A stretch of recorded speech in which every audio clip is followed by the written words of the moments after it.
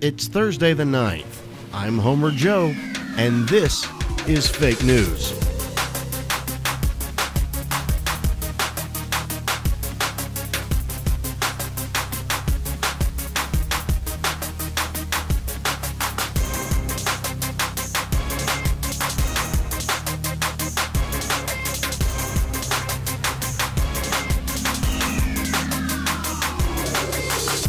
Welcome to the first edition of Fake News. I am your host, Homer Joe. Tonight, onto our top story, biscuits.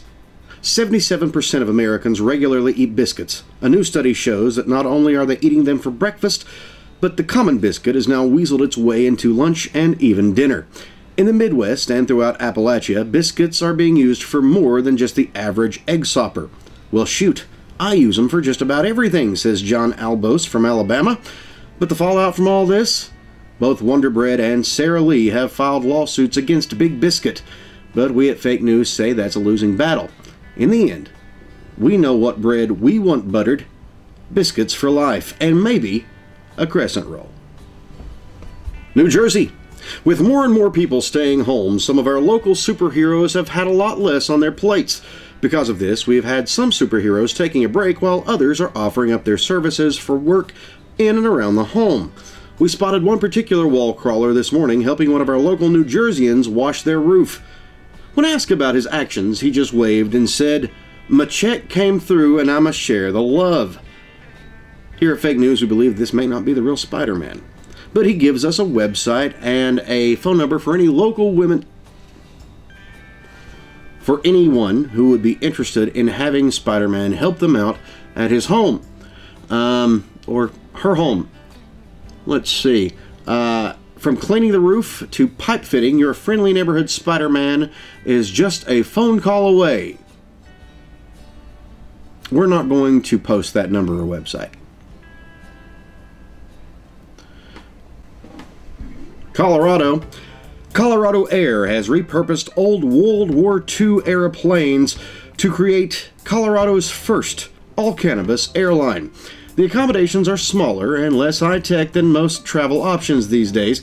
No in-flight movie or internet. However, passengers and flight staff are encouraged to ingest cannabis before and during the flights to achieve what a spokesman for the company calls the ultimate high. Interstate trips will be $20 a ticket and cross-country trips starting at roughly $4. The airline currently hosts 2 intercontinental flight options to either Amsterdam or Cuba. Those tickets cost roughly $420. The schedules are a little looser with their new campaign, stating instead of solid departure arrival times, they give rough estimates to, and I quote, "keep people off the man's schedule, man." Alright. Though resources are slim for your journey, the airline boasts another first of its kind. For an extra $20, you can partake in the all-you-can-eat air buffet. It's available on board most flights that have cargo areas. Make sure you look for this in July or August. Across the pond, studies have surfaced showing 100% positive that even though it may be hard to believe, folks, Princess Diana was actually alive only hours before her death.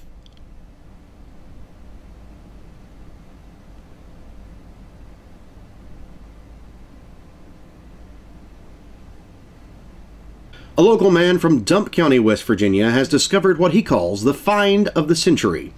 Late last winter, 42-year-old Billy Bob D'Amico, also known as Billy Italy to his friends and townsfolk, stumbled on an old cavern in the back 2 acres of his swampland.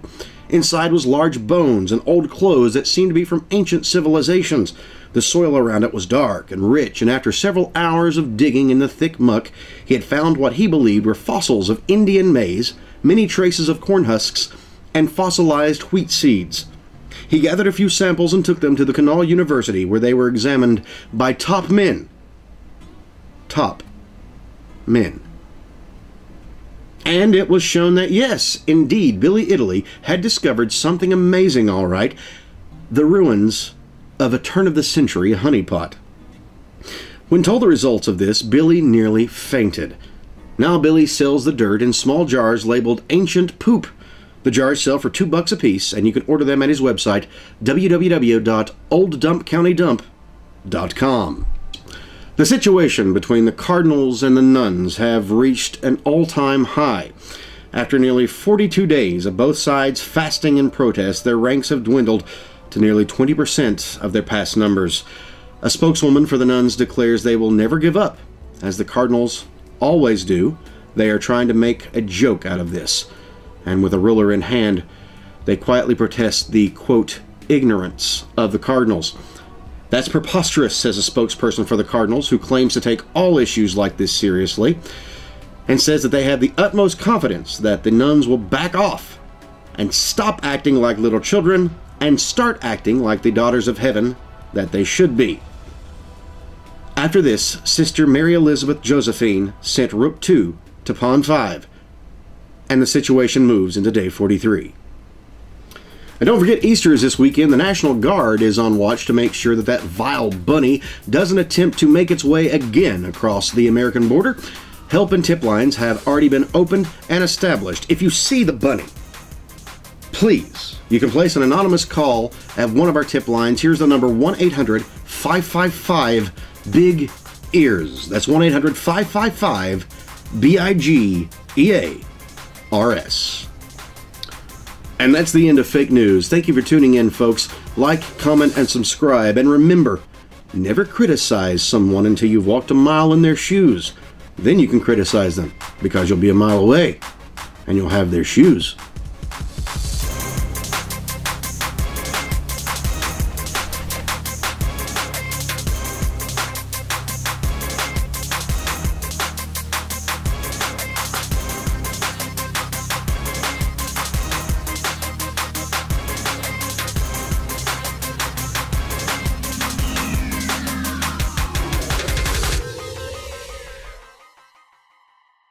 I am an idiot.